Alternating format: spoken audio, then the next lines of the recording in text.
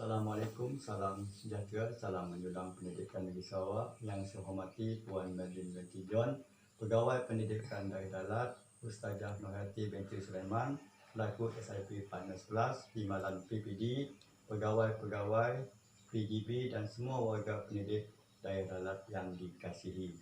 Terima kasih kerana diberi ruang dan peluang untuk pembentaran kurikulum peringkat Daya Dalat mengenai isu dan penyelesaian kurikulum peringkat sekolah.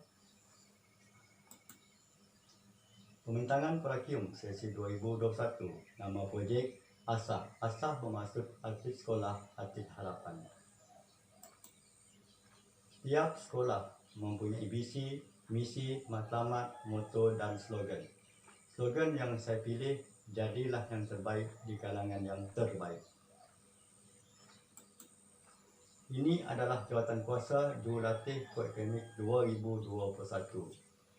Diketuai oleh Guru Besar Encik Ejeli bin Sirat, dibantu oleh saya sendiri, Cikgu Adita bin Bagus, penolong kanan kurikulum, Cikgu Saharudin bin Safi, penolong kanan pentadbiran, Cikgu Bobby Anak Malimbang, penolong kanan HEM, Ustaz Muhammad Anas bin Muhammad Bakri, SU Kurikulum Peringkat Sekolah.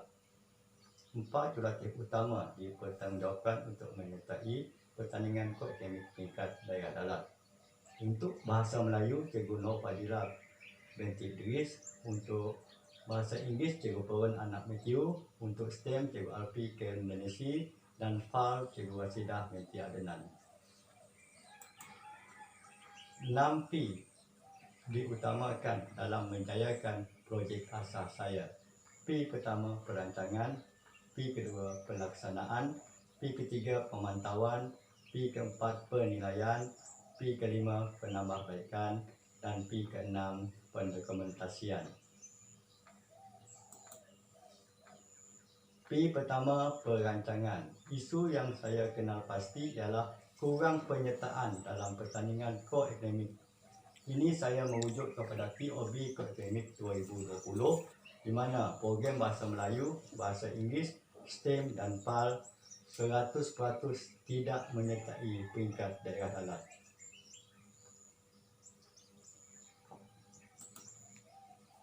Ini adalah berpunca daripada komunikasi kurang berkesan. Saya merujuk kepada budaya kerja Imersi plus 1I di mana bahagian utama adalah bahagian komunikasi. Cadangan penyelesaian. Saya merujuk kepada refleksi KOP SKPMG itu merangkumi 3 perkara.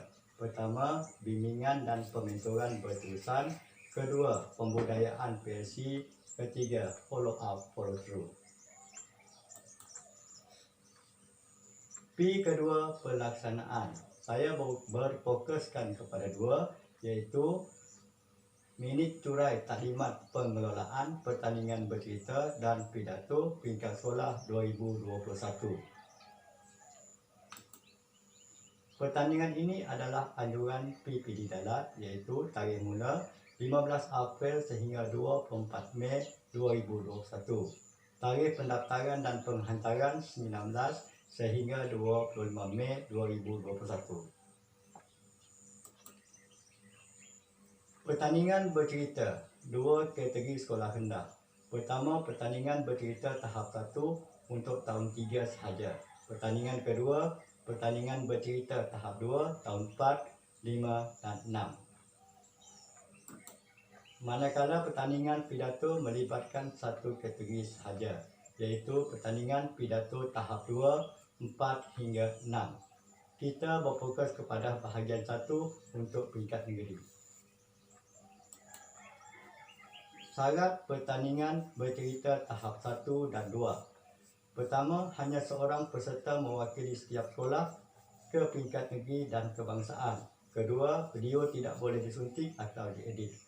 Ketiga, muzik dan kesan bunyi semasa bercerita tidak dibenarkan.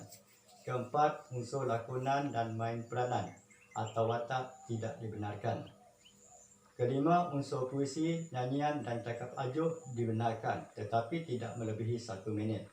Keenam, peserta dikendaki memakai pakaian seragam sekolah. Yang ketujuh, durasi 6 hingga 8 minit sahaja.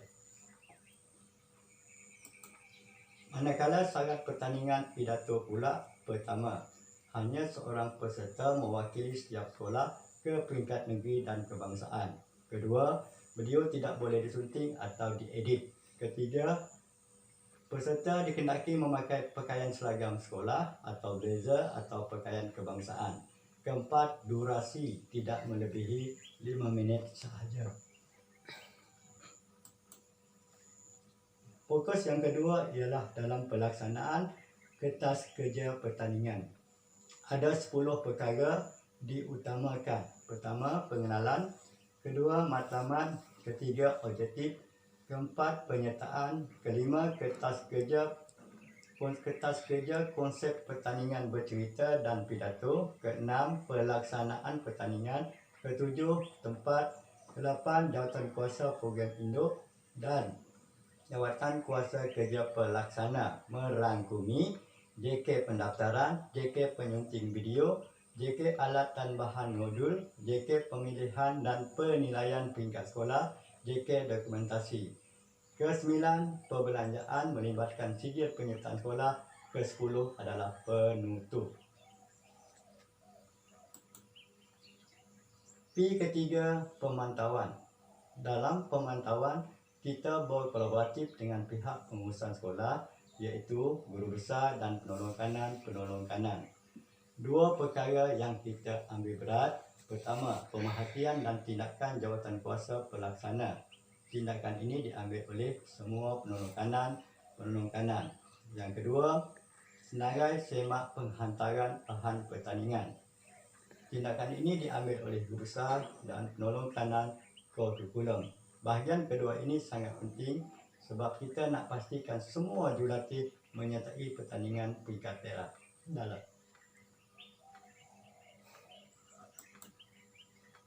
P keempat, penilaian. Kita merujuk kepada KPI dan analisis pencapaian jurulatih, di mana KPI program koakademik Bahasa Melayu kita mensasarkan seorang murid menyertai peringkat bahagian. Koakademik Bahasa Inggeris seorang murid menyertai peringkat bahagian. STEM seorang murid menyertai peringkat negeri dan PAL seorang murid menyertai peringkat bahagian. Di bawah ini adalah analisis pencapaian jurulatih selepas pertandingan. Dua sasaran telah tercapai dalam pengurusan kurikulum. Pertama, pertandingan catur anjuran negeri Pahang di mana kita ke peringkat international, iaitu Cikgu Alpi mendapat ranking ke-23.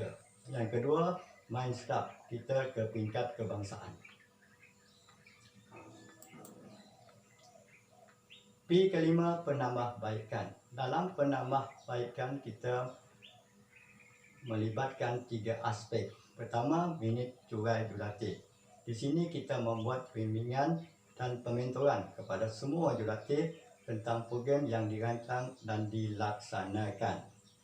Yang kedua, postmortem. Postmortem ini kita laksanakan selepas pertandingan, di mana kita nak lihat sama ada sasaran tercapai ataupun tidak.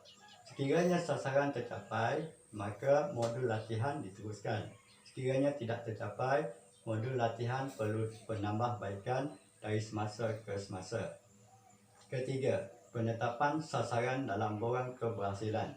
Ini sangat penting sebab kita merujuk kepada usaha yang berterusan, program pelaksanaan dan proses kerja jurulatih peringkat sekolah. Dalam masa sama, kita mahu melihat impak kemenjadian murid telah berlaku.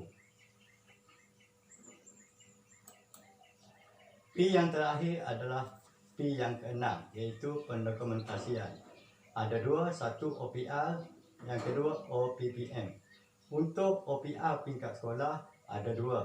Pertama, laporan OPR selepas sesi latihan berpandukan jadual pelaksanaan.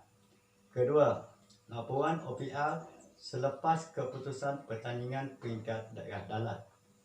Manakala OPPM merujuk kepada proses kerja sesuatu projek atau program, di mana projek asas telah dan sedang dilaksanakan sepanjang tahun 2019 Ini adalah contoh OPR dan OPPM tingkat sekolah. Sebagai kesimpulannya, ternyata program kolakium anjuran PPD Dalat memberi impak yang besar kepada pengurusan kurikulum peringkat sekolah. Segala isu utama dapat ditangani secara terancang dan bersistematik melalui pendekatan 6P dan budaya kerja 5C+1I. Seiring dengan matlamat SKPMB2 Standard 5, aspek kemenjadian murid iaitu kecemerlangan kurikulum tercapai dan seterusnya menjayakan Cambridge dan TS25 peringkat sekolah dan pendidikan daerah Dalat amnya. Akhir sekali, saya sudahi. Assalamualaikum warahmatullahi wabarakatuh. Sekian, terima kasih.